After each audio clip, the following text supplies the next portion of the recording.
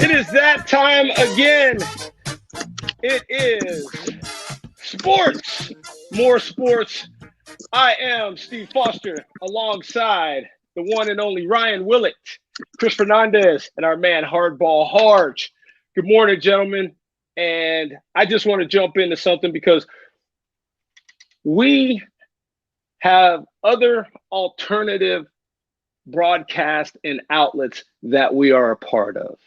My question is, because you just get so many people giving their opinions about what forum is acceptable to speak about certain things, and I do have a respect for someone who wants to just go out to the ball game with their kid and enjoy 9 innings and move forward. However, it seems that the fabric of life is definitely ingrained in sports because we say sports is a microcosm of life. Ryan, your thoughts about where and when you may talk about an issue that is relevant to society? Yeah, Steve, that's a weird situation. It's one of those that you hear people all the time. I don't want to hear it if they agree. If I agree with it, then I'm okay to hear it anywhere. But if I don't agree, think about it. Everyone that says, "Hey, I want to go to the ball game and just pay attention to sports." Well, let's think about it. And I'm using a huge, glaring, example that I know is exaggerated. But let's say someone famous or someone important dies, okay? And then there's a game the next day, whether it be a baseball game, football game, whatever. And they have a moment of silence for that death. And let's say that person has nothing to do with sports. It could be a politician, it could be a celebrity of some sort, whatever. And they do a moment of silence. That has nothing to do with sports. But no one complains. But no one says, "Hey, I'm just here for the football game. Why do I care that so and so died yesterday?" Walter Mondale, right? There you go. Mondale, great example. So at an NBA game yesterday in his home state, they may have had a moment of silence. Maybe all NBAs, I don't know. So maybe they didn't, and no one has a problem with that because they agree with it and it doesn't offend them. But the second it offends them, stick to sports. And that's the situation for me. Well, and again, Harge, I know you have platforms and are certainly another one that I want to hear the perspective from. I agree with everything that both of you have said. But here's the biggest thing for me, and I think Ryan hit the nail on the head. If it's okay with you, then it's okay to be done. The problem that I've always had, and I appreciate you guys having me on as always. It's always a fun time because we always have real talk conversation. So I truly, truly enjoy this. But the thing that I have the biggest problem with is the fact that it's only when you agree with it, right? That's the problem that I have. Oh, you can talk about it. We've talked about this numerous times, the shut up and dribble and all this other stuff. But when the reality of the situation is I step away from this game, I'm still a human being. There's things that affect me that may not affect you. And I'll never forget this. There was a meme that popped up and it said, people need to start caring when it doesn't just affect you, right? So just because it doesn't affect you, it may affect the person that's sitting 2 rows down from you. It may affect a friend of yours that you don't even know that he's told you, that he ain't even shared it with you, something that's happened. But if people would just open up, that's my biggest thing. Just open up to both sides. And I believe we've had this conversation before too. The one thing that people will never agree on is politics, ever. But remember when we were growing up, our parents never talked about their political affiliation. It was never a conversation of, hey, now everybody's walking around with it on their chest and ready to fight if yours is a different color. Hey, Bloods and Crips, blue and red. Exactly.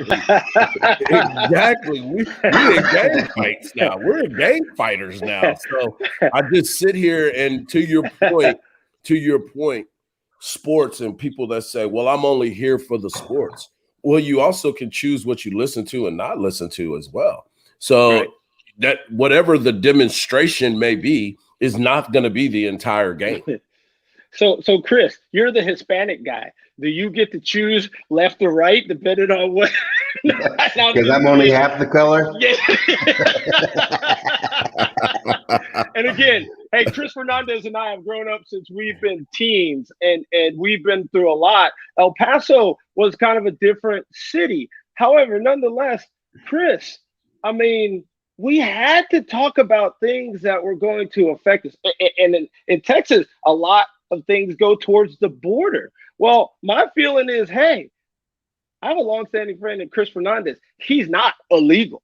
So you just can't throw everybody in a group and just say, well, that's how I'm going to deal with this. That's not the case. But your thoughts, Chris? For me, Steve, it's all about facts. It's all about the whole story, the big picture. I mean, get the big picture, get the entire story, know what you're talking about before you go and say something or do something, post something that is just out and out wrong. Two reasons. One, it's just wrong. The second reason, you just make yourself look like a fool if you don't have the entire story. So you've got to have the entire story. You got to understand the ins and outs of what you're talking about before you go and say something. For me, where we grew up, Steve, whatever affected you usually affected me because we were people of color, period. Right. So it didn't matter that my skin was a little lighter than yours. It affected us because we were who we were. But our group of friends never saw it that way. People that we hung out with, but there were people that did. A lot of the times that we were painted with something that was done, it was just because of the color that we were, whether we did it or not, right? So for me, it's just get the entire story, get the facts before you go and say something and make yourself look dumb. And Chris, I think that's a great point. And I want to be careful how I say this because I know it's a very charged topic and a very tragic and sad deal, but I think I'm that listening. applies to LeBron James' tweet. I'm listening. Yeah, exactly. LeBron James' tweet this week. After the George Floyd verdict, then you had, and I hope I'm saying her name right, Ma'Khia Bryant situation in Ohio. Very tragic, obviously. Policeman came and there was a fight. There was a report, and they called it 911. And he came and he shot this 15-year-old girl. And I've seen the video. I don't know all the information, and I don't think LeBron James did either when he put out his tweet. And when he put out his tweet, he said, "You're next." A picture of the police officer and an hourglass. I think that was going too far. Is it tragic that this girl lost her life? Yes. Was this police officer possibly out of line? Yes. I don't know yet. It's too early to tell. I don't think it's as clear cut as the George Floyd Derek Chauvin incident, which I thought was clear cut, and the jury did too, because they came back in under 11 hours with their verdict of guilty on all charges. But to say you're next and to not understand when you have 50 million followers that people could take that the wrong way, they might not just see it as you're going to be the next one charged, as it could mean it looked like a potential threat. That was wrong. I didn't think that was right. I thought that was reckless. At a minimum, it was reckless. And I'm glad he took the tweet down, but I wish he would have taken a little more mea culpa when he took it down, So I agree, Ryan. And that's a great point. And listen, I was taught by a mentor of mine, you can write the email, you can write the tweet, but you know what? You look at it for a minute. Maybe I call you. Maybe I'll call Mike or Chris and go, "Hey, Ryan, you think, I'm not happy about this, bro. And this is where I want to go. And I want people to know." And I'm going to tell you, all three of you have given me sage advice in regards to take a step back. Let me flip that to tell you what I think it pushes the line, but it's healthy. Ryan and I don't agree on things in sports, and y'all are lawyers. Y'all are supposed to disagree. Roger that. But let me tell you, and there have been charged discussions, looks, but again, at the end of the day, that's my friend, and I have to hear out what he says, whether I agree, like it or not. He is given that latitude, but we don't go to blows to the fact that he's going to say, I'm a complete 180 difference. And that just doesn't stay in the sports world, but primarily a lot of things that we do stem from that, especially when we're in, broadcasting or in the social forums. But that's fine. Have those, but at least realize and respect at least a little bit to what's going on back and forth, not just off the handle to hopefully just incite one side or the other. Have something behind it and do a little homework before you give me something that you can relate it back to. But I wholeheartedly agree. LeBron has too many people in a charged scenario.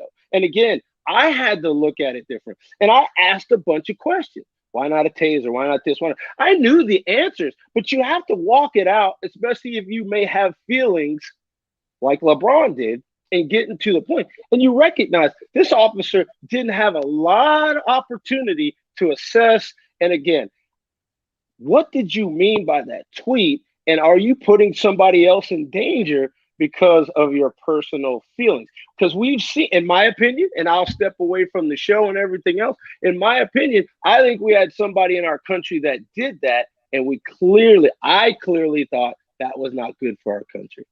So I'll leave it at that. I appreciate that because it means, Mikey, you wanted to say something before we go to break?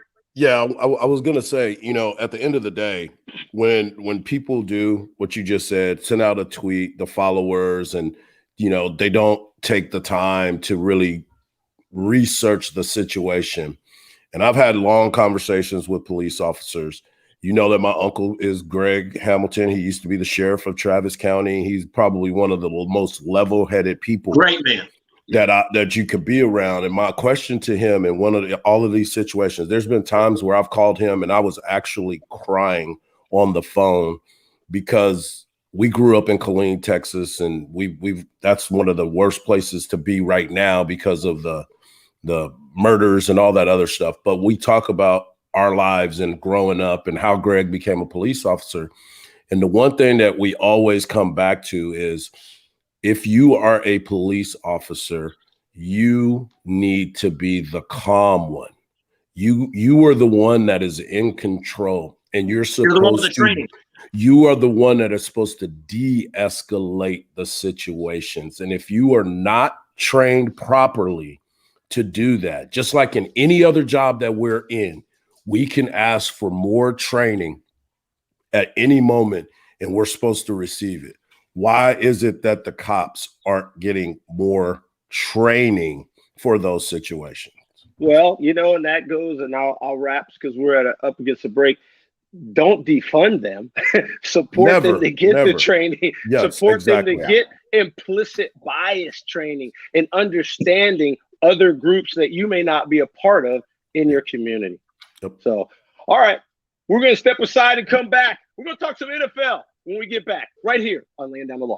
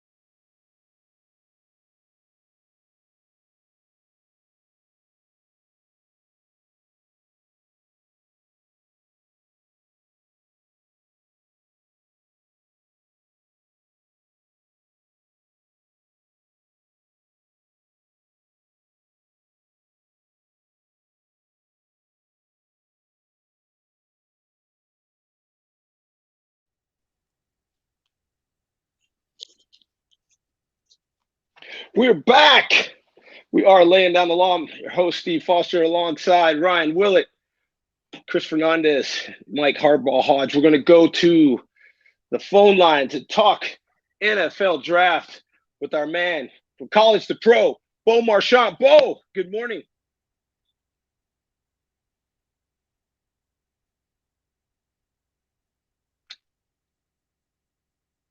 I'm not sure if Bo is with us just yet.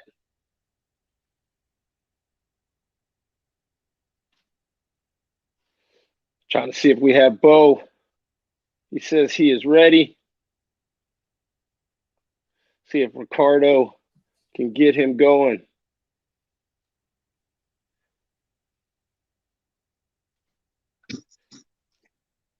Bo, do you hear us?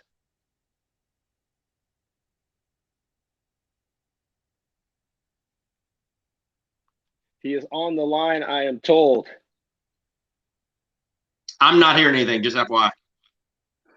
I'm not hearing anything either. So sometimes we have to wait for the producer. But until Bo gets here, I think there's one interesting thing that I picked up that I think stands out from the week is the understanding that Justin Fields has epilepsy. He's been working through epilepsy throughout his career.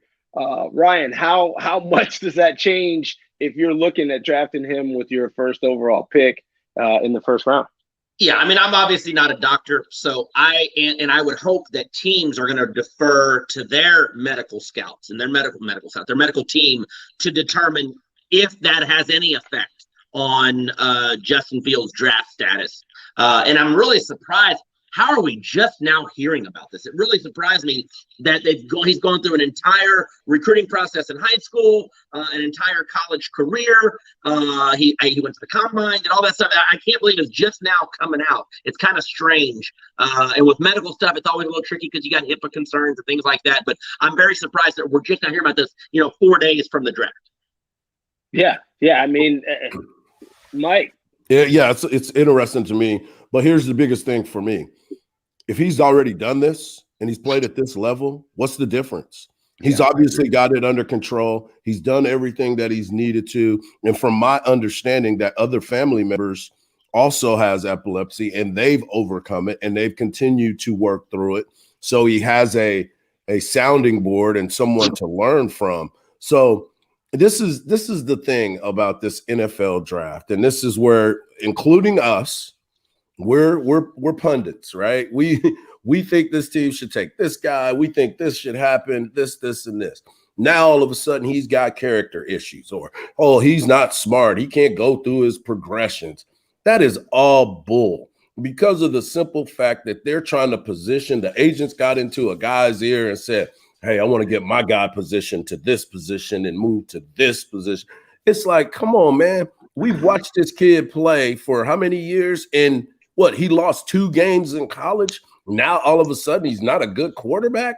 What in the world are we looking at when it comes to this kind of stuff, man? Mike, the other thing is you've got teams that want to draft him. They don't pick till 6, 7, 8. So not only agents, you got teams throwing out subterfuge. Oh, yeah, this guy's got epilepsy. We're never going to touch him. We would never draft a guy with epilepsy. Let's let him slide to 8. There we go, got him, So there's a lot of the first one in line. Yeah, we got our guy. It's baffling, right? I mean, how does no one know that about top 5 Heisman Trophy finishing guy who's in the college football playoff as the quarterback?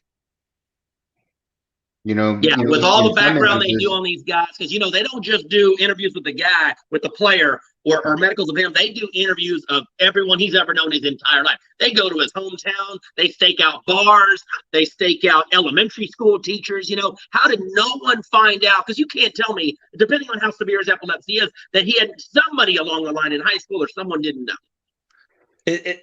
Chris, you were going to say something? Go ahead. No, I was just going to say it's like it's a game, you know. It's like, you know, who can we bluff the best, and because it's, you know, exactly hard. You're waiting for the shoe to drop so that I can pick him. I'm going to act like I don't want him, but I'm going to pick him when time comes, because he'll drop in the draft.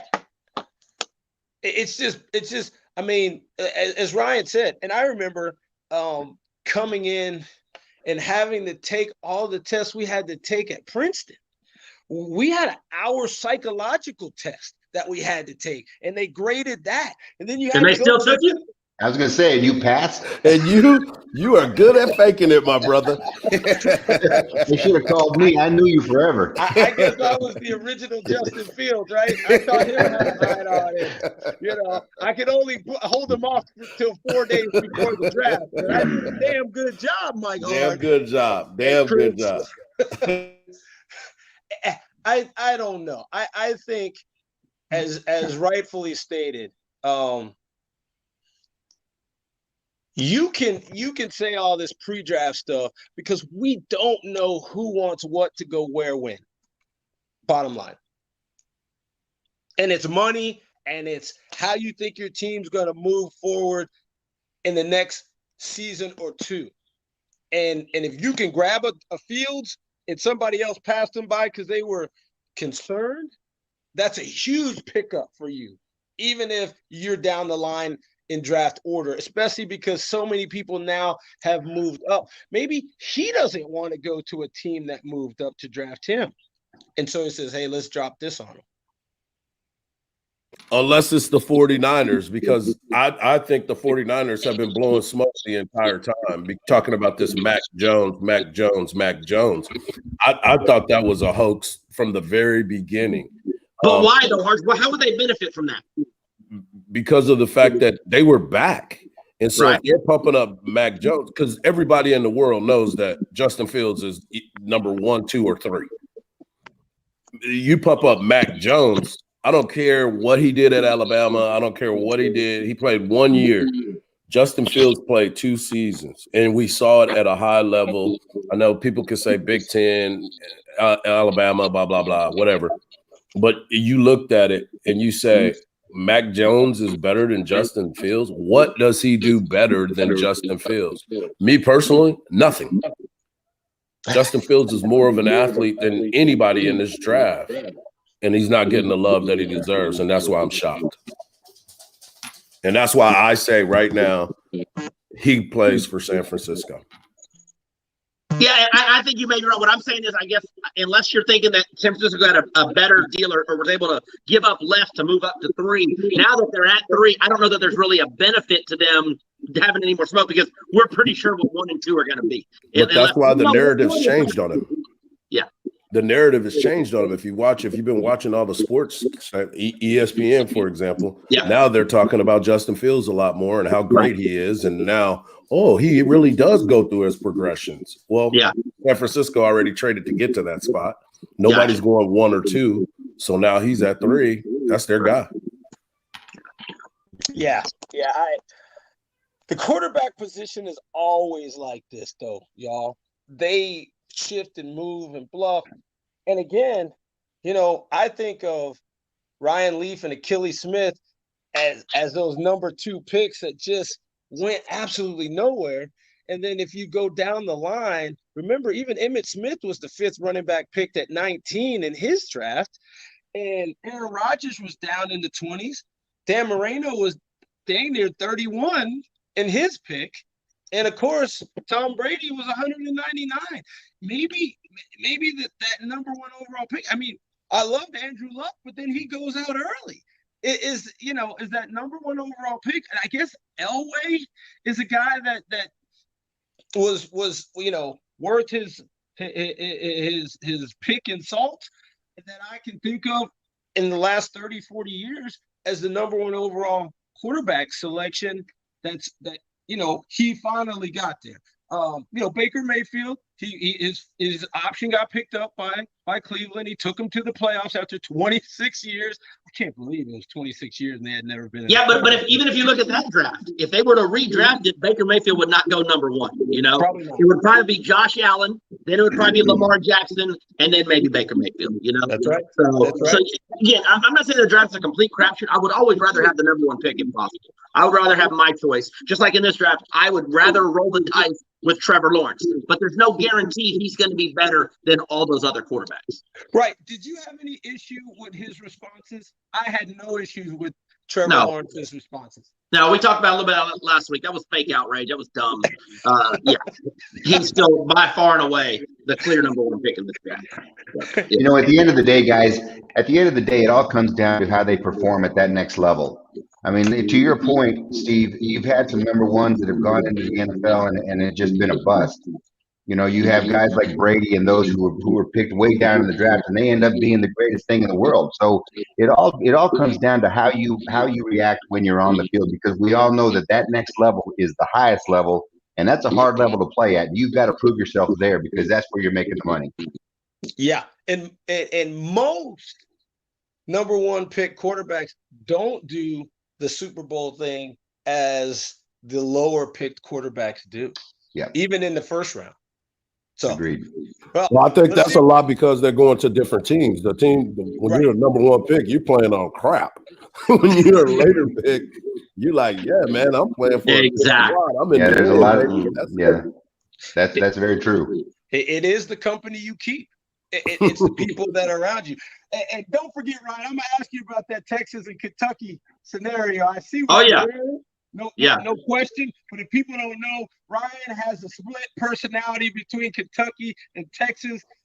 Oh, I've seen it. I seen that shirt, and I was like wondering when we was gonna attack him on this one. and that volleyball match will be outstanding.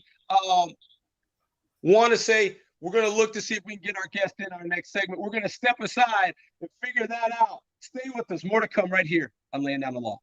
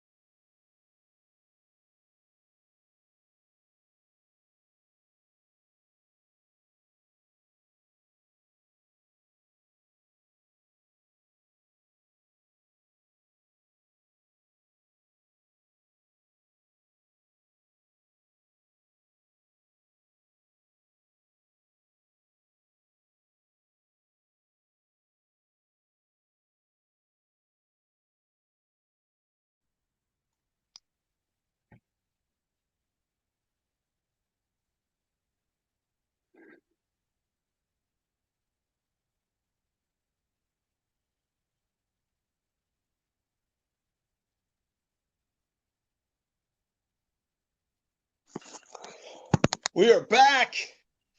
We are laying down the law.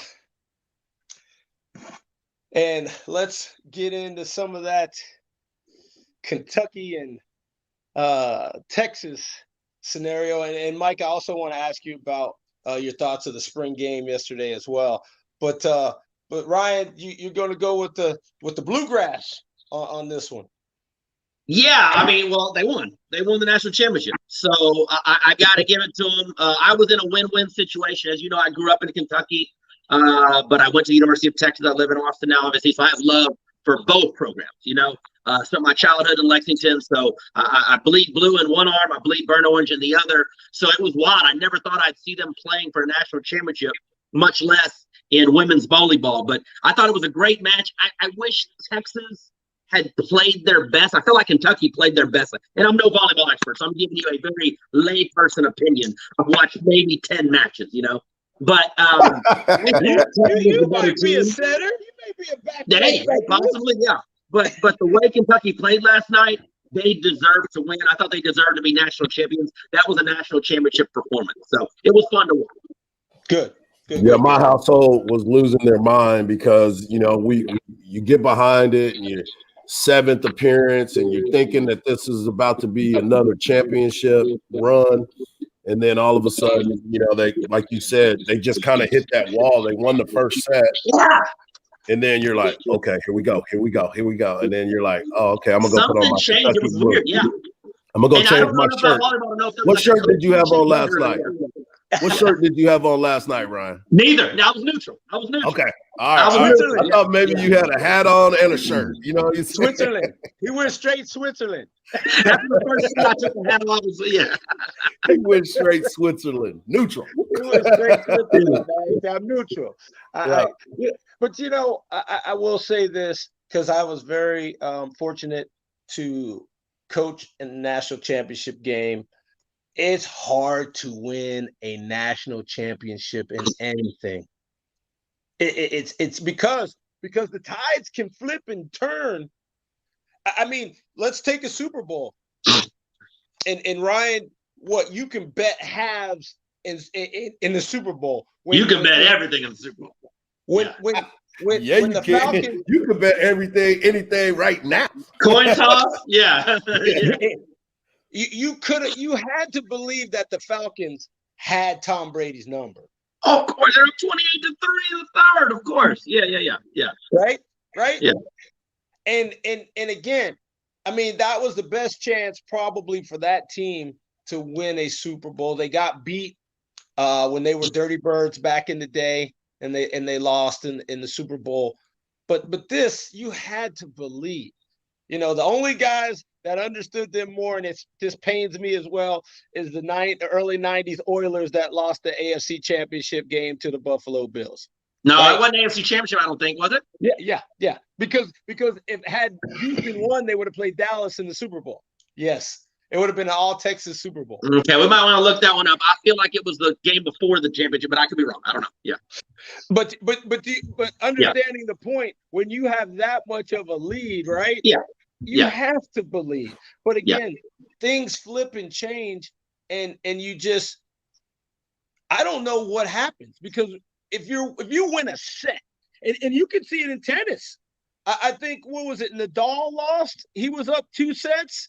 I don't know if it was the French or Wimbledon, and all of a sudden he lost in 5 sets. Mm-hmm. I don't know what happens, but I've seen it. I think what happens is the other team decides they came to play. You know, Kentucky may have lost the last set, but you know, they were playing the University of Texas, who is by far one of the greatest teams in women's volleyball. And they just decided they came to play, and they weren't going to back down and stepped it up. And it's just a matter of stepping it up, because the tide can turn in 1 set. We all know that in any game. And it just seems like one play. Yeah. Play sometimes in football, or somebody hits a home run in baseball, and all of a sudden the floodgates open. You get a 4-run inning, and then that guy gets fouled up. Mike, I know you've seen that happen. We saw the Rangers 1 strike away. Yeah. One fly ball. It wasn't even a divisional game. It was an AFC wild card game to the Buffalo Bills and the Houston Oilers in 1992. It was a wild card game? Okay. Wild card game, yeah. It But yeah, messed to me your up. point, if my man Nelly Cruz runs in the right field and catch that ball, they win a World Series. Yep. Rangers are Yep. dancing. Yeah. It's tough. People don't recognize when you get to those levels the difficulty that just even securing a strike or an out becomes pressure. I seen guys miss 3-foot putts to win. You know, we've had Greg Norman melted down in golf in a major. You know, There's a reason there's only one champion, and it's supposed to be hard. It's supposed to be hard, and it's supposed to be a great achievement, and that's why it's so exciting, and that's why people celebrate the way they do, because it's not easy, you know? Right. And I wasn't mad that Tom Brady tossed the trophy. Gronk caught it. I mean, is it something you see all the time? No.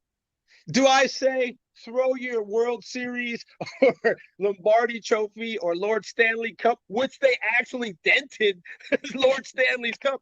No. The guy from Wisconsin in the bowl game dropped the crystal. It was in one of the 10 not top 10s. They didn't do that on purpose, but in celebratory situations, man, when you get to the top, to the pinnacle, it's hard to do. And the celebrations are very festive. And you know, you have to hopefully people experience that. I don't even care if it's a youth league. Winning something, as you say, Ryan, is hard to do, and it merits. And that's why I'm going to say I am certainly for not everyone gets a trophy. You should get a participation. You know, hey, participation of this sport, your name, and the year to signify, hey, that's what you did. Well, but I also want to say this. So I want to say this because I don't want anybody to say, because I hate to always championship or bust. You know, let's not act like UT didn't have a phenomenal season as well. They made it to the national championship game. They had a one-set lead in the championship game. I'm still happy with what they did. Would I love to see them win a championship? Of course, you know. But I don't like this championship or bust stuff because it's very hard to make it to a championship. Let's not forget that. Agree. But there are fans out there, and because again, fanatics, not just fans. Exactly, hard. Yeah. And if you put the time in to achieve a championship of any kind, you recognize that road is uphill. There's no downhill roads to a championship.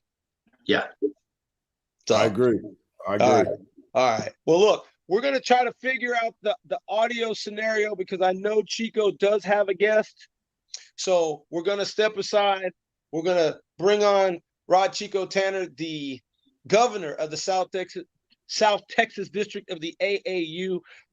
One of the things that this show certainly highlights every week are youth sports.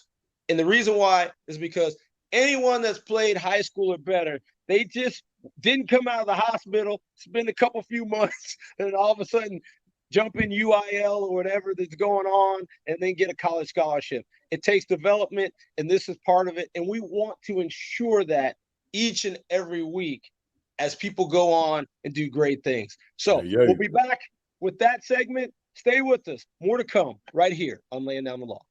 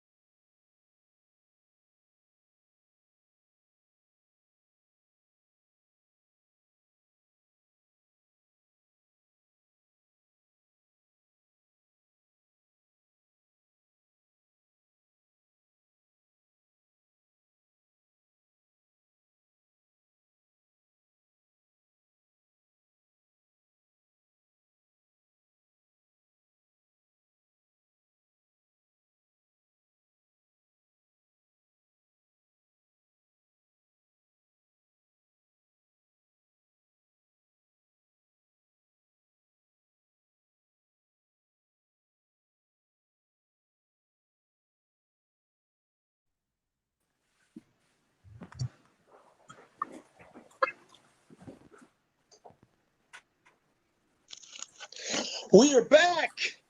We are Laying Down the Law. I'm your host, Steve Foster, and we bring in Rod Chico Tanner, our other member of the show, the governor of the South Texas District of the AAU. Chico, good morning. Good morning, and sounds like we got somebody typing, a little background noise there, so try to clear that up. Wonderful Sunday, beautiful outside, and a lot going on. Jump into it real quick. On the track and field side, we got a lot coming up. It's already kicking off. I did have an opportunity to go to the Region 4 track meet yesterday for UIL. And the reason why I went out there is there's a lot of AAU coaches I get to see and a lot of athletes. I wished I could go to the state meet this year because it's going to be phenomenal, but we have our football conference May 8th in Killeen at the Civic Center. So unfortunately, I cannot go to the state track meet. So I made sure I was at the regional track meet because some of the kids that run AAU track were out there just tearing up the track. I'm talking about records being broken for Region 4, and most of those records were broken by kids who run in the South Texas District of the AAU. So phenomenal. And we'll definitely dig deep into that later. We had a guest on. Looks like we just lost Demetrius. Hopefully we'll get him back here in a second, as I wanted to kind of talk about his program, which is MAYA, Manor Area Youth Association, and hopefully we'll get him back on and we'll let him tell us a little bit of the history. But we'll have our big regional track meet down at D.W. Rutledge Stadium, and that is the 23rd to the 26th of June. We're in Belton, June 12th and 13th for the North District qualifier, and then we're back at D.W. Rutledge Stadium on the 18th and 19th for the South District qualifiers. Looks like we got your back, Demetrius. Are you connected in good standings with us?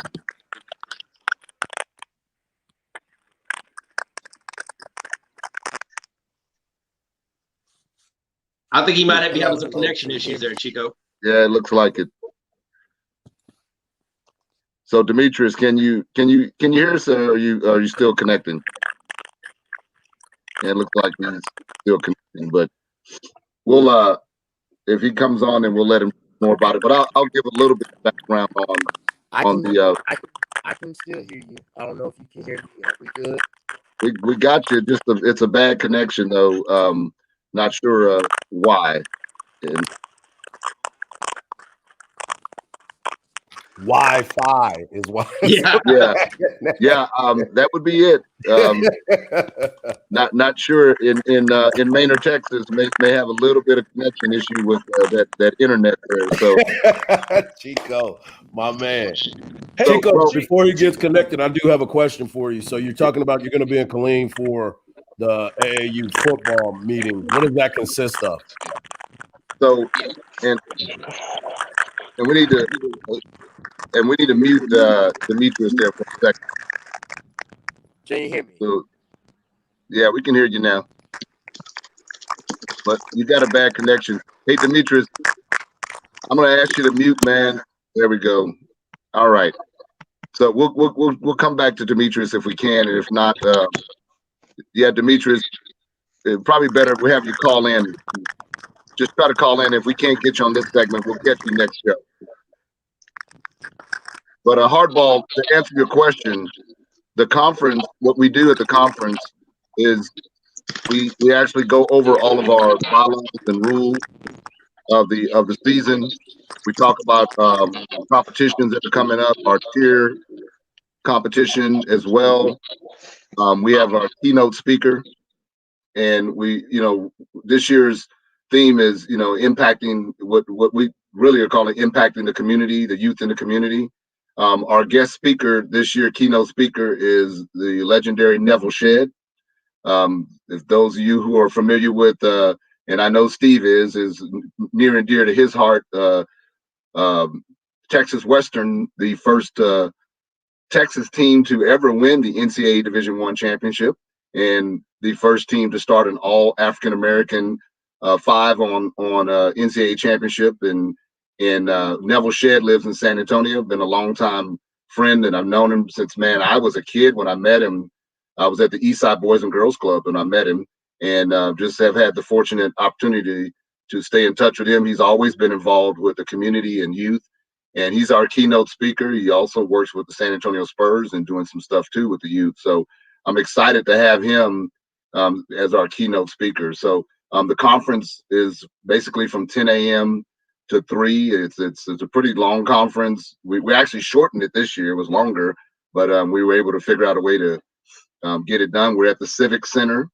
We'll probably have in attendance somewhere around 80 to 100 coaches and directors. It's only the top directors of each program. And our league this year, we have just about 22 clubs participating, which will consist of a total of about 88 teams this season. So it's that's what the conference covers and what we do.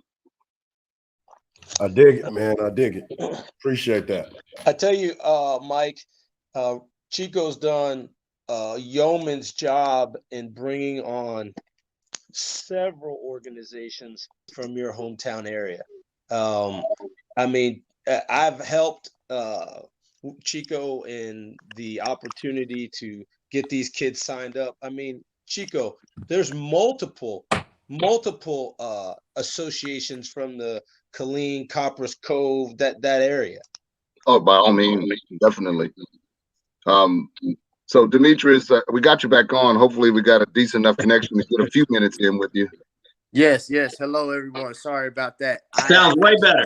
I am actually not in Manor, so don't blame Manor for it.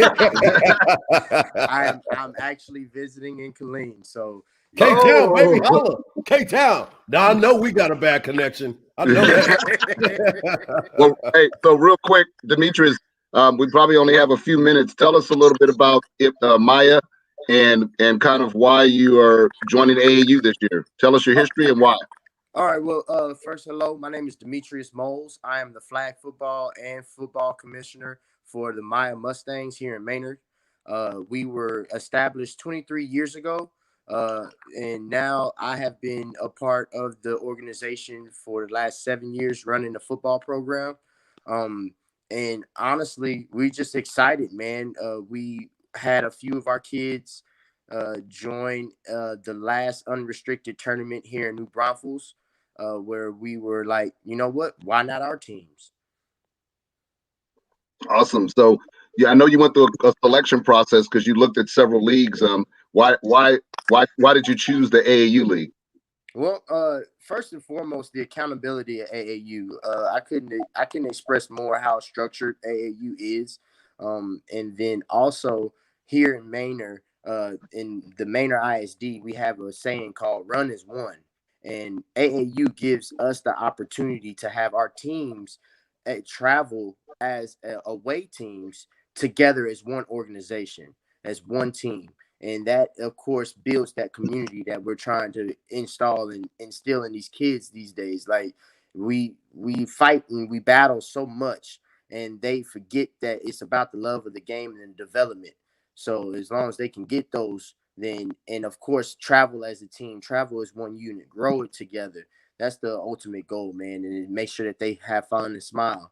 We had a league that you could separate at the visiting section to where a parent had to decide whether or not to go to their 5-year-old or their 8-year-old game. And we didn't want to have to do that. So AAU was definitely the right choice, not to mention all of the actual traveling that we get to do if we make it to an area where our kids can experience something beautiful and great, like traveling to Florida for the Nationals, or this year upcoming in Las Vegas. Yes, sir. It's exciting. I saw that smile. It's exciting. Yeah, I tell you what, we're excited to have Manor area youth involved in the football program because we've always had over the years some Manor kids involved in basketball and track. And I'll tell you, those kids from Manor are phenomenal. There's some great athletes in the area. So I'm glad we were able to get you on to hear about Manor Area Youth Association, as you call it, Maya. And we're glad to have Maya aboard. And I look forward to seeing you on May 8th in Killeen at the Civic Center for our football conference. And look forward to seeing you when we kick off the season. So it's exciting, man. Absolutely, I can't wait. We have already. I've been in contact with a few coaches from the Killeen area, and they already have a nice little target on the new guy's back. So I can't wait to smile and say hello. Hey, Demetrius, thank you for what you do. Chico always talks about the different programs, so we really appreciate all you do for the kids. Hey, I appreciate it, Ryan. Thank you. All right. Well, hey, we got to get out of here, man. Coming up on a break. As always, here on Laying Down the Law, we love what we do as a show and supporting the communities and the youth and highlighting them. And hats off to everybody that's on here, because I know at some point everybody on here has done something to impact their community. Absolutely. I salute Yes, you. sir. Thanks, Demetrius. Thank you for having me. So, We're going Demetrius, to finish up just like Rod Chico said. Mr. Tanner, great to see you, my man. We're going to step aside. We'll be back for another great hour right here on Laying Down the Law.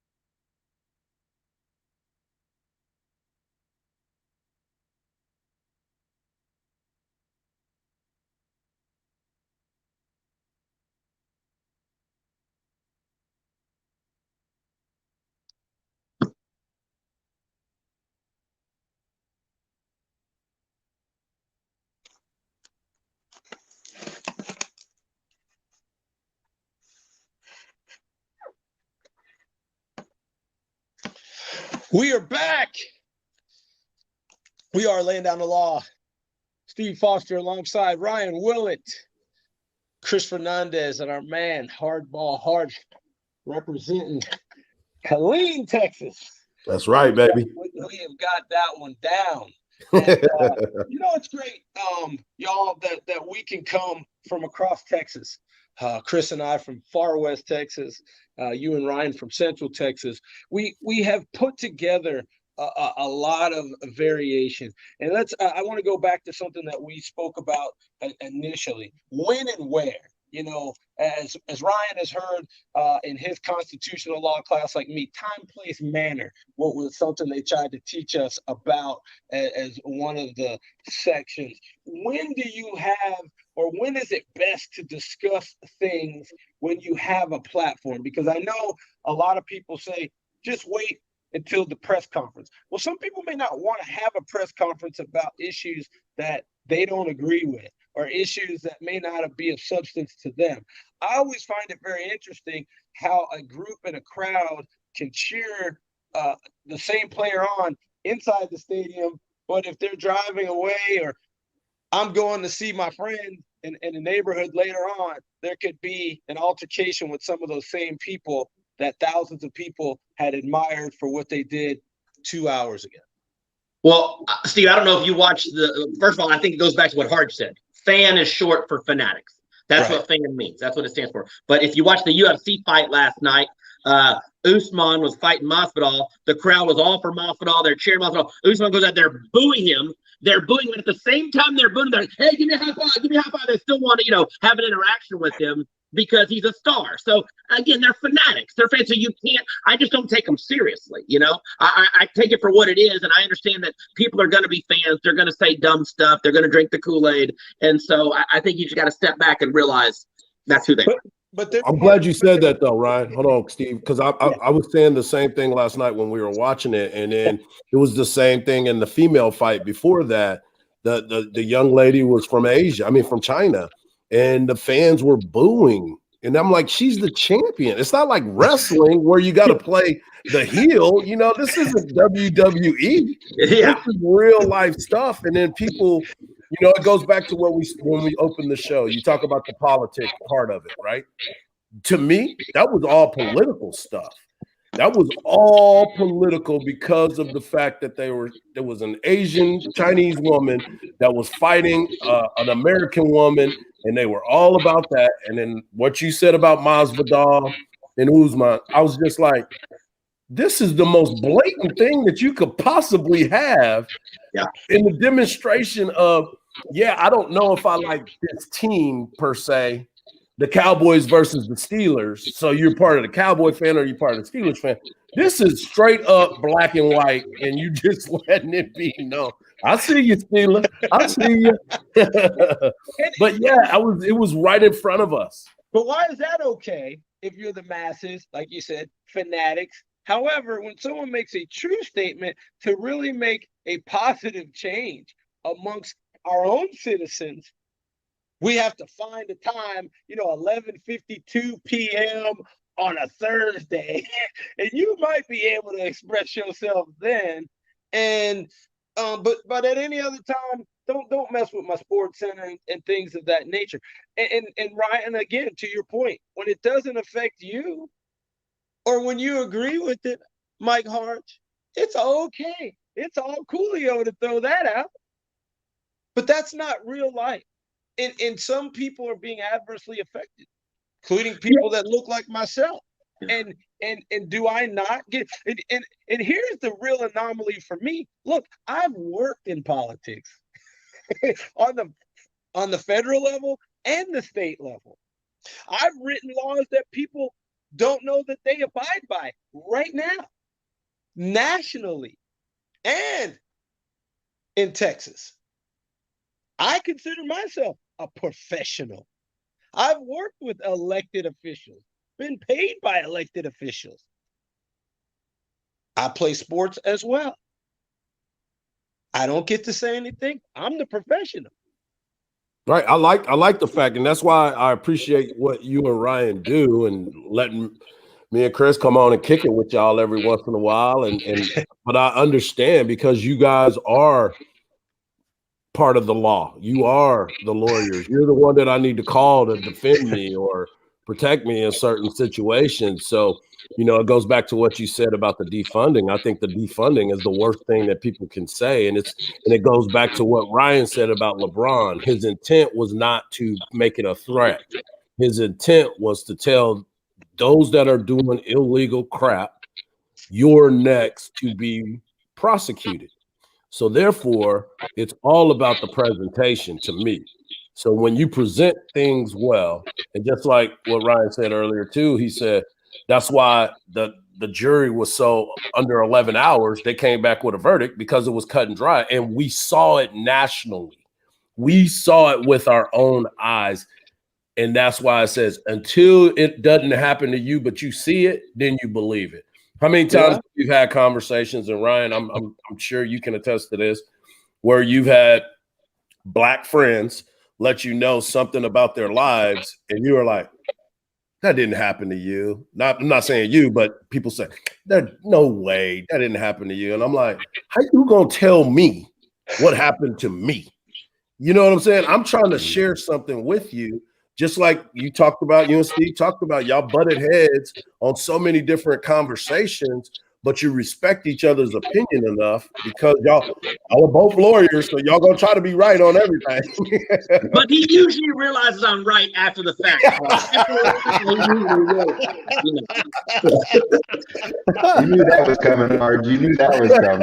I set that one up in there. Pop, there it is. Right. Home run. Fight. Yeah. He does know a little. He knows how to volleyball. That type. He set that one up. Hey guys, but don't you wish that the world would be like this? I mean, there's four of us from absolutely different backgrounds. We can disagree and we can shout and try to make our point, but at the end of the day, we can also go out and have a beer right afterwards. Right. You know, if Or the brunch, world was or like this, or brunch, right? You know, it would be so amazing because everybody has their own opinions and they come from their backgrounds. It comes from where you come from and what you've dealt with in life. So if we could just all understand that, the world would be such a better place. Well, the other thing is when you play on teams, the four of us could be on a team of some sort. You know what I mean? We could be on a bowling team. We all have to count on each other to get those strikes and spares to beat the other group of four. And it doesn't matter what we look like. We need strikes and spares. Right. And that's one determination for our goal as us as a team, as four teammates. If you don't have that in your life, if you don't understand how that dynamic works, it doesn't play well in real time, real world instances, because now you're always coming from a me. It doesn't sit well, like y'all said, with me or my perspective. Well, you know, it may be that the order that we bowl in is determined for one reason or another, because it benefits the whole, not just Steve, not just Chris. You line that order up in baseball, Mike, because it benefits the lineup, the team. You know, you play a position in basketball, Ryan, because it benefits the team. Steve, you take the ball out. Why? You pass well. You see openings. You can get the ball to me or you, Ryan, or Mike. That's why you're taking the ball. Well, I want to get the ball out of bounds. No, Chris, you're great at setting picks, screens. You're going to let Ryan or Mike come off one of these screens, and then Steve gets the ball to him. Hey, I've told players before. This is at an AAU basketball tournament. You know, we're at a big tournament in Vegas. Mike knows, he's very familiar with this, where there are coaches out there recruiting kids. I said, hey, you don't have to like me. You don't have to like your teammates. But if we don't win this game and get to that next game, you might not be seen, because that next game might be in another gym with another set of coaches. So we're all on the same team here. We need to win this game so that we can all get a chance to be seen and possibly recruited. That could mean you a college scholarship. If you play one more game in front of that coach, that could be the difference between you not getting a scholarship and getting one. So, and real quick, I think we're getting an echo on you again. So when you're not talking, you might want to mute, just FYI. Yeah. Let me ask this. How do we come together in these Olympic games, in these Olympic years, and can say USA, USA, and then turn around and be so foolish the next day? I think it's interesting too. The International Olympic Committee said no protesting. But the U.S. Olympic Committee says, hey, we'll defend any of our athletes. If they choose to protest, we'll defend them, we'll support them. So it's going to be interesting to see what happens at those Olympics. Well, and it's like you said a second ago, we're on a team, so everybody's going to try to be united during that front. But as soon as the game is over, they're going to speak their mind. They're going to say the things that they need to say at those certain times. I'm just having a hard time with everything, right? nobody is going to be happy with anything. I'm just frustrated as all get out as we continue to have these conversations. As when does everyone realize that this is all BS and we've got to correct so much? It's like you said, you wrote a law. You know why you wrote a law? Because something needed to be changed. Those laws that we are living by are antiquated. We need to change a lot of our day-to-day rules and regulations ASAP, because this entire thing was written in 1776. Yes. A lot has changed since then, by bro. only by white men. Exactly. Yes, and that's the Not thing you women, need to remember. not people of color. Yes. They were written for white men. Yes. Yes. Not even white women at the time. Yeah. Exactly. They They didn't even have no love either. Yeah. They ain't had no love either. And I'll end this. We're gonna come back with a fun segment with Chris Conley, and we'll get his thoughts. But again, I'm sure he got something to say. I'm gonna say it, especially when you come from the University of Georgia, you probably see some Hello. very interesting things from there. Hello. Nonetheless, I want to leave us with a statement before we break and come back. Pro-black is not anti-white, and I just want people to recognize that.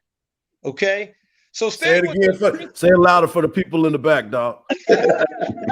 Pro-black is not anti-white. We're coming back with wide receiver Chris Conley from Georgia, up the coast, and now to Houston, Texas. Stay with us right here on Laying Down the Law.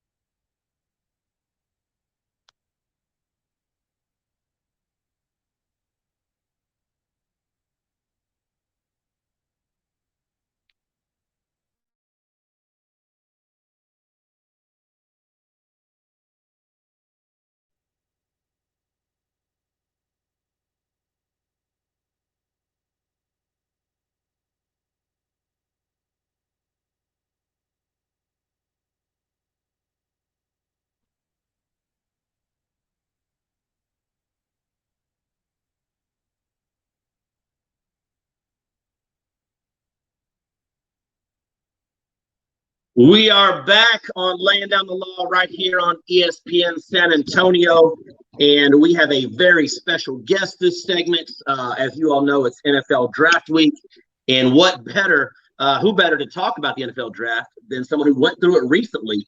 NFL wide receiver Chris Conley, newly signed with the Houston Texans. So welcome to Laying Down the Law, Chris. Thank you for having me. You said recently, man. I'm in football terms, I'm old, but I guess if you really look at the calendar, it wasn't that long ago, 7 years now. But yeah, it seems like a long time. It's all relative. So before we get into where you are now with the Texans, let's talk a little about what it was like this time of year 6 years ago. You're coming out of the University of Georgia. You're going through the combine. You absolutely kill it at the combine. Let's start there. You had an unbelievable 40 time. I think you ran 4.35, and then you broad jumped 45. I mean, that's ridiculous what you were able to do at the combine.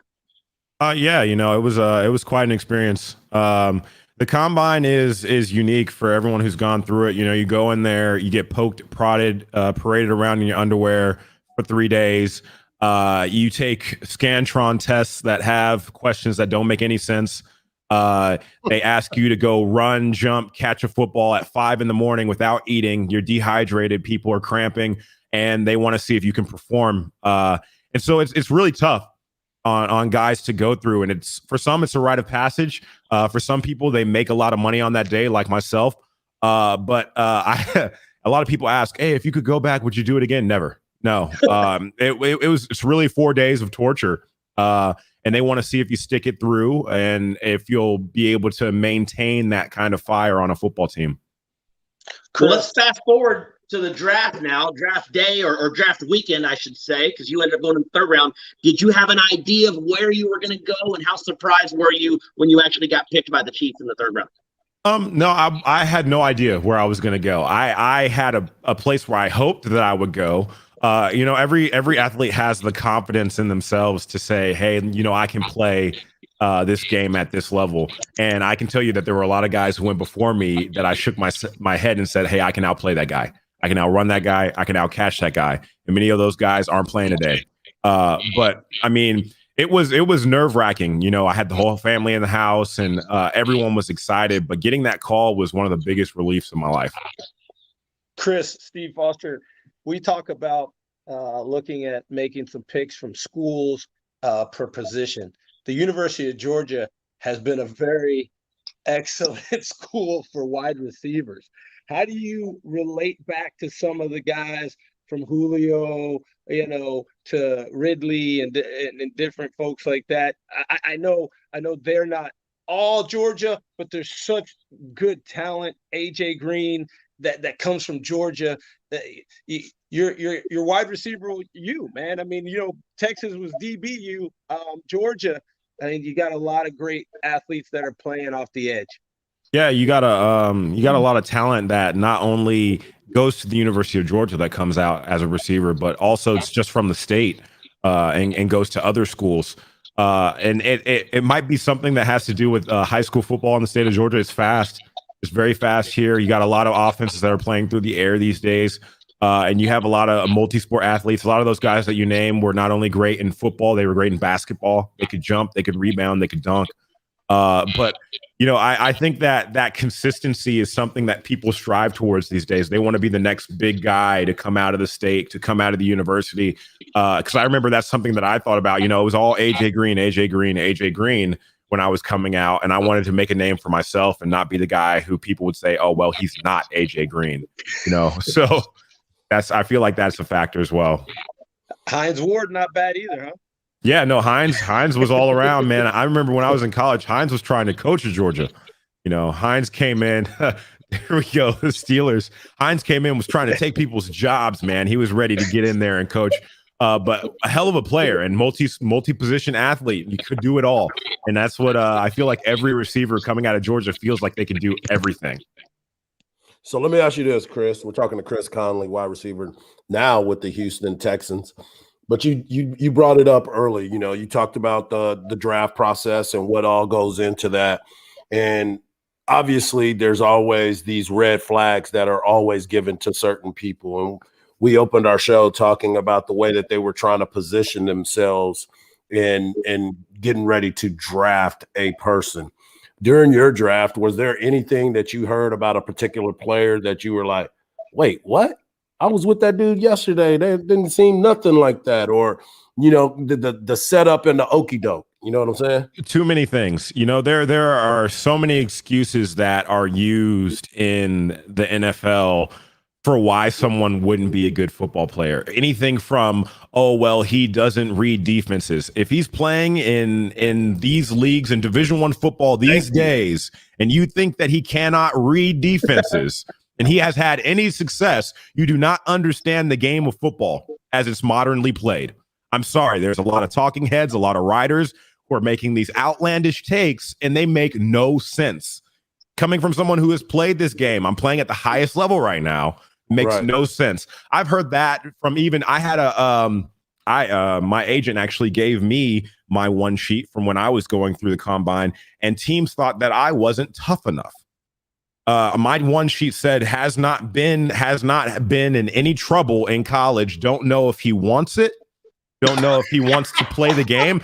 I had a scout told my agent that if I got into a bar fight my senior year, I would have better chances of getting drafted higher because that would show that I had some fire in me. So there are these ridiculous things that happen. And one of the coaches who brought me out for a visit to work out, he brought me to the facility and he said, "Hey, I brought you here for 3 hours just to MF you all day and run you around and see if you quit." Because the consensus around the league was that I didn't want to play football, that I wanted to do something else.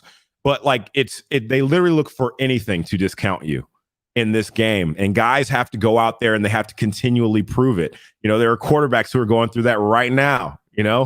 People are trying to disprove everything and all the work that they've put in. They're even doing it to Trevor Lawrence and him saying that he hasn't put his whole worth into football. You think he's not a competitor? Have you seen this man play? Have you seen him put his body on the line? That's absolutely asinine. It's ridiculous to me. Because, there are tons of guys in the league right now, guys who are artists, who are chefs, who are doctors, who are doing things that are outside of the realm of football, and football is a means to an end. But when they step inside those lines, they're killers. They're competitors. And that's what Trevor Lawrence is. Chris, I was going to ask you, I love to ask people what the dumbest question they were asked during the draft process, but you surpassed that, so we won't even ask that. You far surpassed that. But let's move forward now to your time with the Chiefs. You're drafted by the Chiefs, and then a few years after you're drafted, they draft a quarterback. Even though you already have a quarterback in Alex Smith, they draft another quarterback, a guy named Patrick Mahomes. When did you realize, if you did, that you all had something special with Mahomes? Because he started as a backup, obviously. Yeah, I think his first year when he was on practice squad, and every young quarterback wants to come in and they want to set a good, they want to have a good image on the team because that's eventually the team that they want to take over and be the leader of. But he would come out and he would compete in these drills. But it was the day where he came out in training camp and he was rolling to his left. He's right-handed, rolling to his left, off of his back foot, and he throws the backside post all the way down the field. I think we might have been on the 25-yard line. He throws it all the way across the field, hits the man in stride for a touchdown. And I'm with the starters. All the starters are on the sideline, obviously, because the practice, the second squad's out there against the defense. All the starters look at each other, and we're like, did he really you saw that too, right? And that's when we knew that the arm talent was there, but it wasn't until the next year when he actually stepped into the huddle that we saw the leadership, that we saw the fire. When you put those things together, the work ethic and a guy who's willing to go out there and stick his neck out there, you put those things together with the talent, it really fires a team up. And I think, I don't think that I would be wrong in saying this.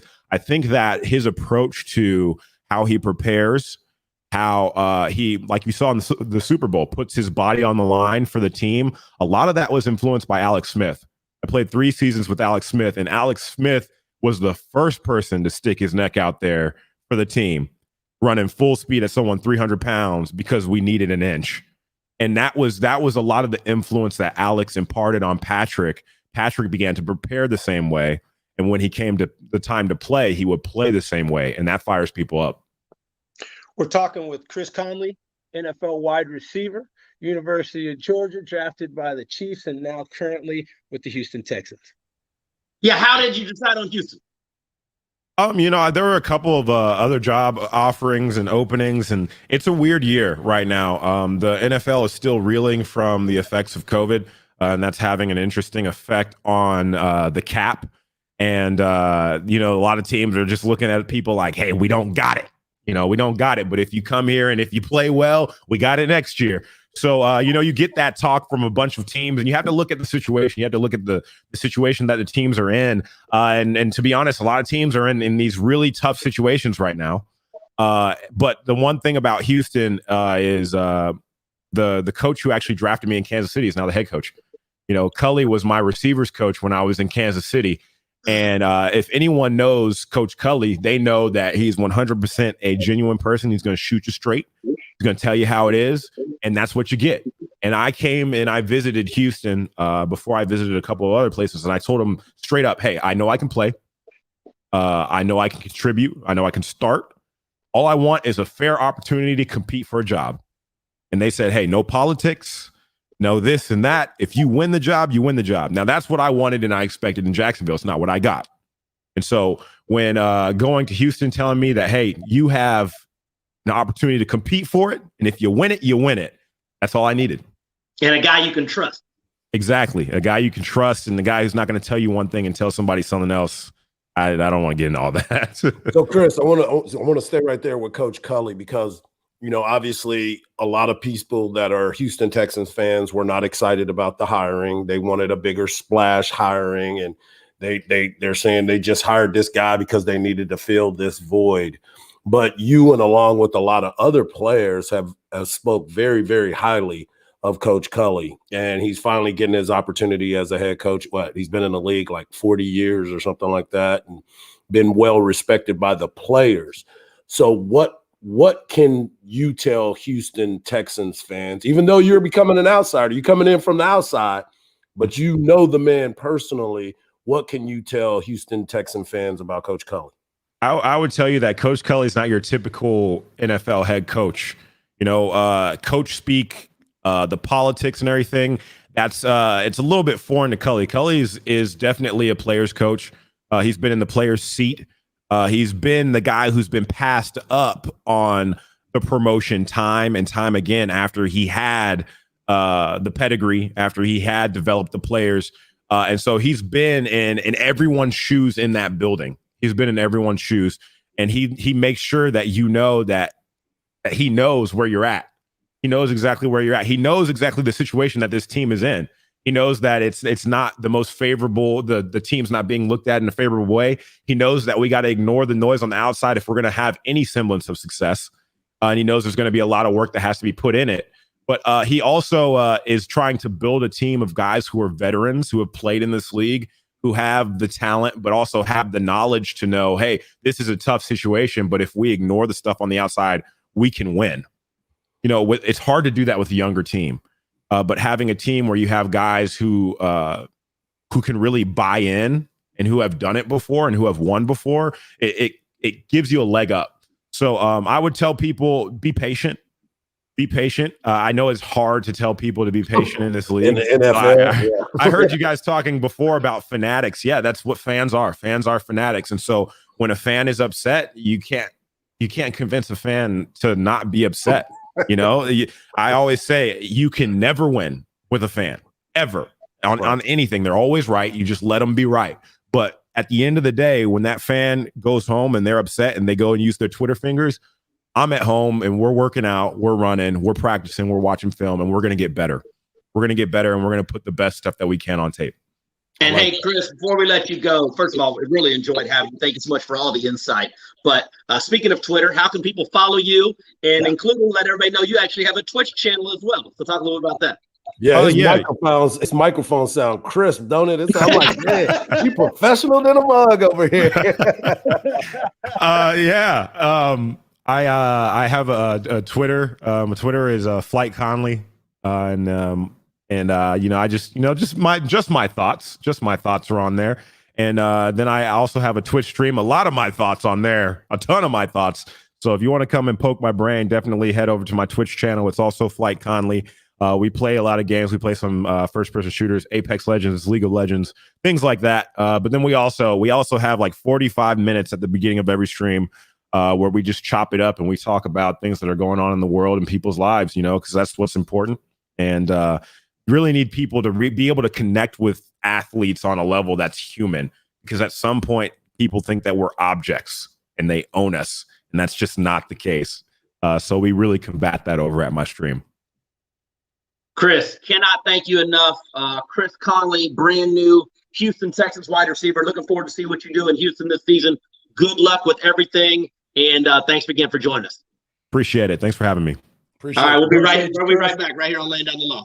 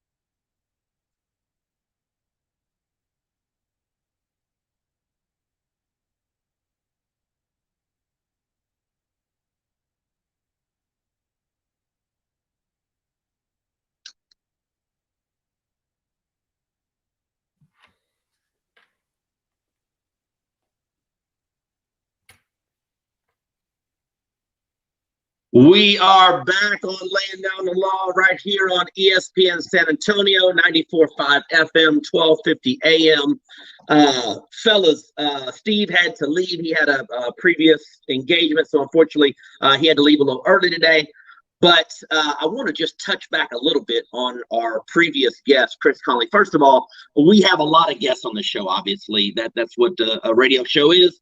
But he stood out to me. I don't know about you guys, but he stood out to me, not only just so well spoken, but the way he was able to express his views and give us that insight. A lot of times you get athletes on here and they don't want to say too much, or they don't want to rock the boat. They got agents telling them, hey, stay away from this, don't talk about this, don't talk about that.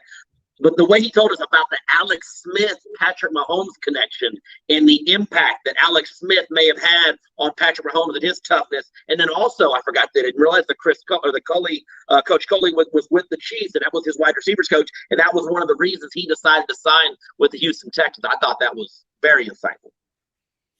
You know, Ryan, I agree with you. Anytime you have an athlete that comes in with that type of insight and is just forthright, you know, and candid with the conversation, you can't beat that. That's great radio. That's great conversation. That's what's real. You know, when he made the statement, you know, that a lot of times a professional athlete is looked at as an object, and just the fact that he was vulnerable enough to say, we are not, we're people. We have feelings, we have thoughts, you know, that's you can't beat that. That's just great conversation. I like you, Ryan, I enjoyed it. I enjoyed the whole segment. It was awesome.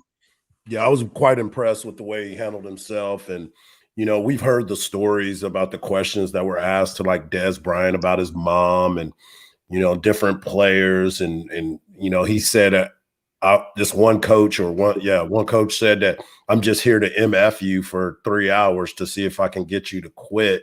And it's like, what are we doing? Like, why is that the way now? Like, that doesn't make you a tough guy. It makes you an idiot.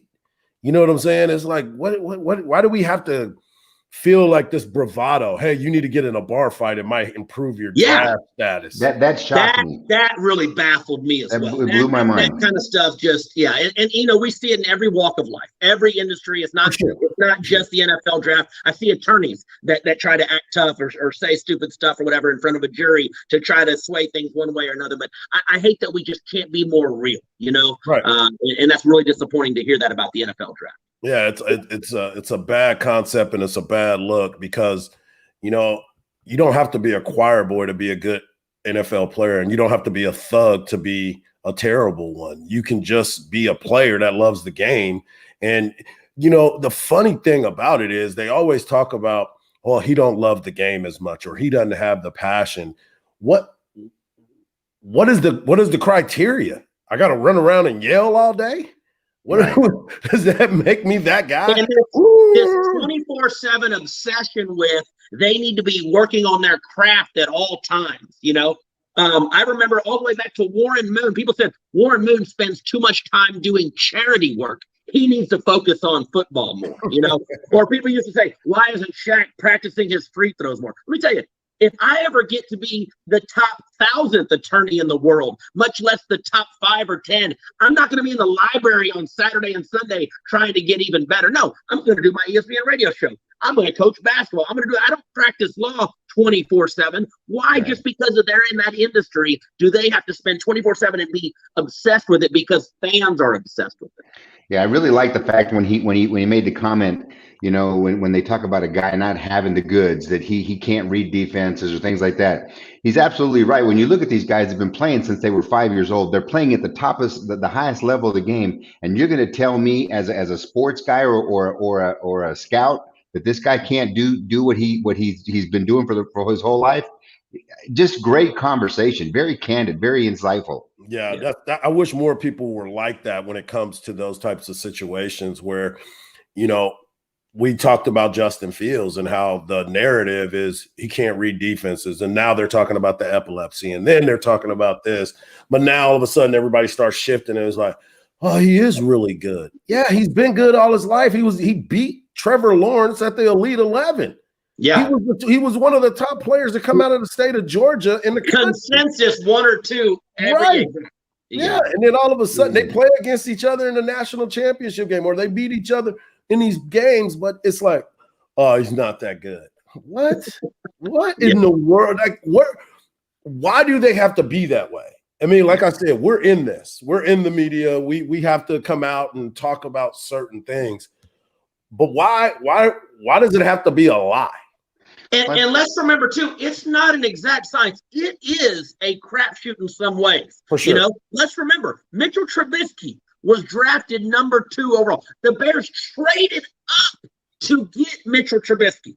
Let's not forget that. Trey Lance couldn't just 4 years ago couldn't get a Division I scholarship. Oregon wanted him to play safety or linebacker. He had to go to a Division II school or NCAA, whatever. You know how it is. CS, excuse me. I need to use the right terminology because they didn't think he was good enough to play quarterback at the Division I level. So people can get it wrong. For sure. Yeah, at the end of the day, you know, when you're playing at that level, it's all about how you perform. You know, and you're always gonna have to prove yourself in one way, shape, or form. But history has shown, you know, top draft picks don't always end up to be your elite NFL players. In fact, it's been quite the opposite. The guys that go later in the game usually end up being your stars, and that's just been proven. I heard a stat this morning. ESPN did a great special.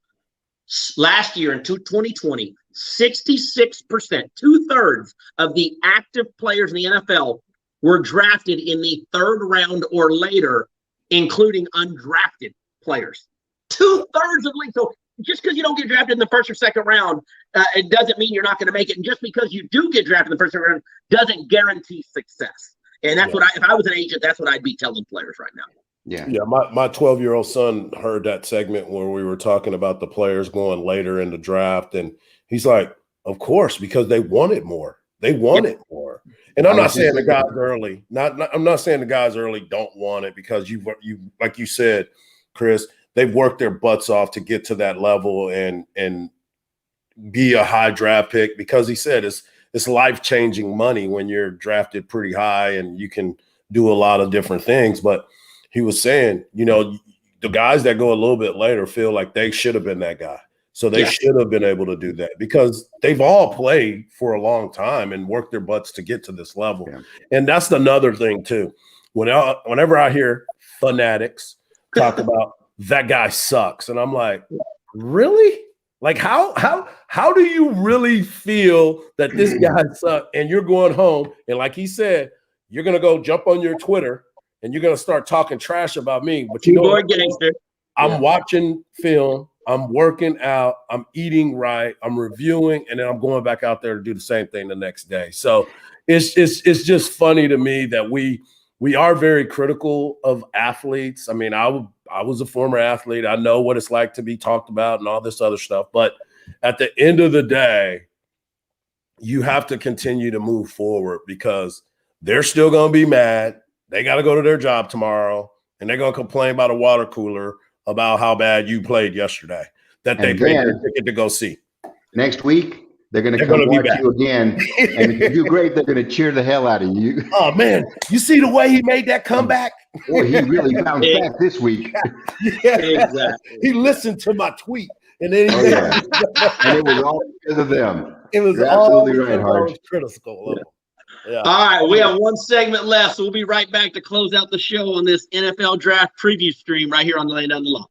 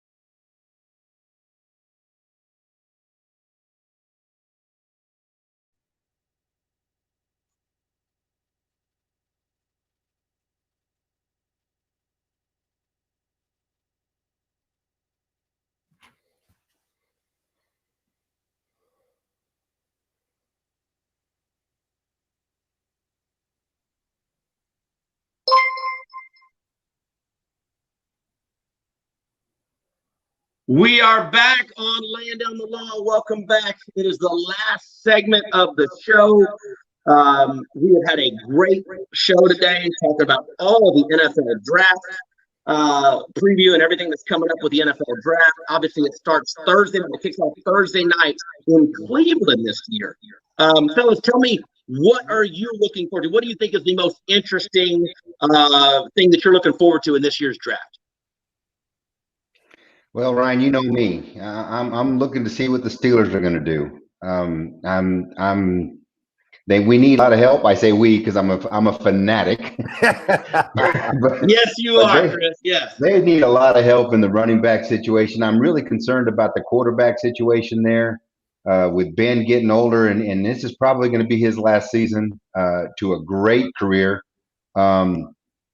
They need some people on the edge on defense. They've got some linebacker issues. So I'm just interested to see what they're going to do this year, see how they build the team to rebuild, because they really need to rebuild after they're losing a lot of players this year.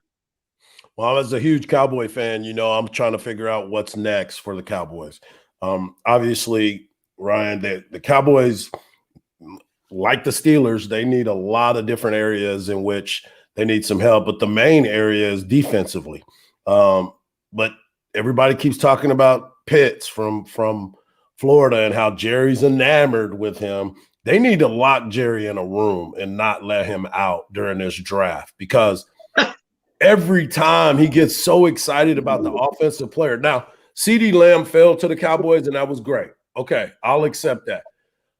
If Kyle Pitts falls to the Cowboys, something is going to hurt my heart if we don't get a defensive player or a lineman. The Cowboys need to take a defensive cornerback first or a lineman, because Tyron Smith is getting old. He's a Hall of Famer, but he's been hurt a lot.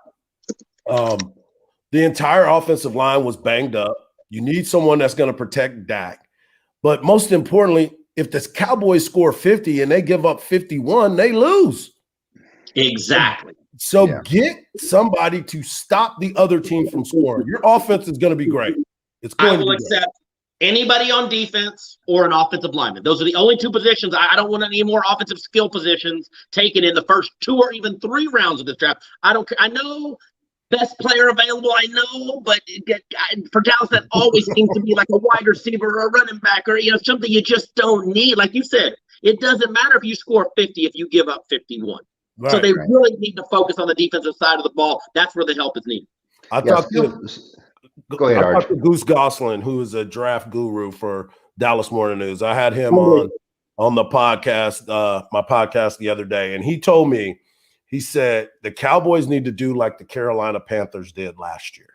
Draft every player in their draft needs to be a defensive player. Yes. He said every player in their draft this year should be on the defensive side of the ball, because, again, they have their quarterback.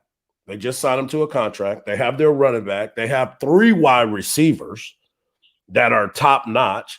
And if Blake Jarwin's healthy, Blake Jarwin can be a good tight end. He's faster than Jason Witten, but he can't block. You know what I'm saying? And you can make that happen. Yeah, and I don't think this is going to happen, but people are talking about, well, what if Pitts falls to them at 10? If he does, there are going to be 20 teams that want him. You trade out of that spot and you pick up 7 more picks or whatever. I'm exaggerating, 2 or 3 more key second or third round picks. And then you fulfill even more needs because you're able to get a quarterback, a safety, a linebacker, a defensive lineman, whatever it might be. Yep, I agree. You really got to fill where you need to be filled. The skilled players are great, but when you've got a lot of holes in your defensive line and in your defense in general, you've got to fill those slots first. Yeah, I agree. And that's it.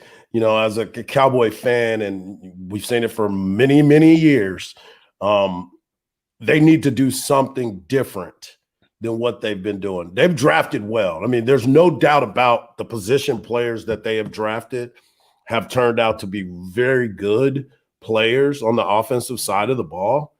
But let's focus on the defense, because here's the other thing that we continue to forget about. I mean, Leighton Vander Esch banged up last year. You need a replacement at linebacker. Jalen Smith, we got a new defensive coordinator. They don't know how well he's going to fit into this scheme. You paid him. Now you got to find a way to get him on the field and put him in a different area because he doesn't need to be out in space. He needs to be clogging the middle because he's still kind of slow. And then, of course, Sean Lee, fragile Sean Lee. Eternally injured. Very fragile. Yes. Yeah, exactly. So what is the next step for the Cowboys? And it has to be rebuilding that defense, even if they have to draft every position on defense. And Harge, you mentioned your podcast earlier. Before we wrap up, I see you all over a lot of different podcasts. Tell a little bit about where else people can find you. Okay, thank you, man. I appreciate that. You can find me it's called the Hard Knocks Life Podcast. You see it right there. And that's HARDGE, Hard Knocks Life. I love the name. Yeah, Hard Knocks Life Podcast. And then I'm also Stories Inside the Man Cave with Sean Clinch. And let me just tell you, I'm on a lot of different podcasts. That is hilarious. That is so much fun. We got Mike Murphy, who owns Last Stand Hats, who, if you've been paying attention to anything that has University of Texas involved in it, all gas, no brakes. He's sponsored by, he's licensed by the university.